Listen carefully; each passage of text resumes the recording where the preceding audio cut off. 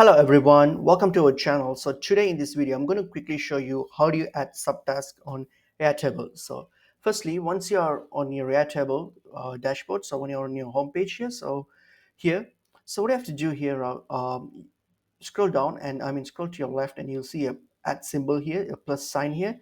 So click on it. So once you click on plus sign and here, scroll down and then choose long text, click on long text, and then here, click on this enable rich text formatting switch. So turn that on. All right. So once you have turned that on and then click on create field. All right. So now, all right. So you now have a field here.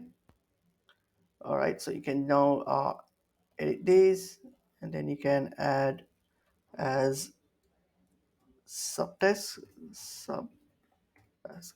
All right. Click on save. All right, and then you can just click and drag it, and if you want to move it here to your front, so you can do that. So now that's done, and then click on this. So now we can add subtests. So click on this box here and then click on this expand option here. So click on it.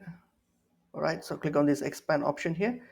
All right, so and once you have clicked on it, and here click on this checklist option here. So click on that, and then here choose the last checklist option. So click on it, and here, so now you can add your subtasks. So for example, demo 1, click on enter, demo 2. So whatever you want to add, you can just mention all your subtasks, and that's it. And once you're done, you can just get it done. So all right, that's it. So if you see now, you'll have all your oops, all right, see. So now you have all your subtask mentioned here. So if you see here, the 1 and 2, and if you want, you can also mark it as checked once you have done it. And that's pretty much it is. So I hope this video is helpful to you guys. I'll see you guys in another video. Thank you.